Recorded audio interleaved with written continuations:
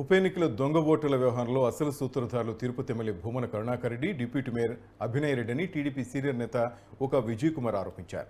ఎన్నికల సంఘం సూత్రధారులపై చర్యలు తీసుకోవాలని డిమాండ్ చేశారు. భూమన కుటుంబం ఎన్నికల్లో పోటీ చేసే అర్హత లేకుండా ప్రకటించాలని కోరారు. ఉప ఎన్నికలో ప్రజాస్వామ్యాన్ని అధికార పార్టీ నేతలు కూనీ చేస్తున్నారన్నారు. వైసీపీ అభ్యర్థి అభినయ్ రెడ్డిని తిరుపతి ప్రజలు నమ్మొద్దని ఆయన కోరారు. అలాగే కల్లబుల్లి మాటలతో ప్రజలను మభ్యపెట్టాలని అభినయ్ రెడ్డి ప్రయత్నిస్తున్నాడని ఆయన ఆరోపించారు.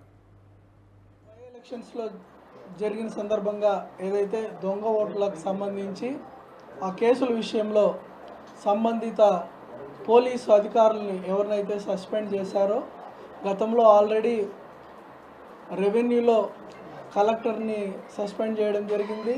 అలాగే ఆర్డీఓ కనక నరసారెడ్డిని కావచ్చు, చంద్రమౌళీశ్వర్ని కావచ్చు, దాని తర్వాత మొన్ననే మున్సిపాలిటీ నుంచి చంద్రమౌళి రెడ్డిని కావచ్చు, ఈరోజు పోలీసు అధికారులు కావచ్చు, వీళ్ళందరినీ కూడా సస్పెండ్ చేసిన విషయం మనకందరికీ కూడా తెలిసిందే.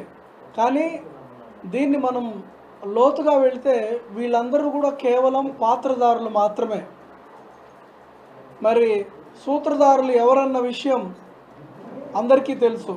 తిరుపతిలో ఈ దొంగ ఓట్ల మీద ఎవరైతే దగ్గరుండి ఆ 34,000 ఎపిక్ కార్డ్స్ని డౌన్లోడ్ చేసుకున్నారో దానికి సంబంధించి మన తిరుపతి ఎమ్మెల్యే భూమన కరుణాకర్ రెడ్డి కావచ్చు, వారి తనయుడు కావచ్చు, చంద్రగిరి చెవిరెడ్డి భాస్కర్ రెడ్డి కావచ్చు, పెద్దిరెడ్డి రామచంద్రారెడ్డి గారు కావచ్చు, వీళ్ళందరూ కూడా సూత్రధారులు.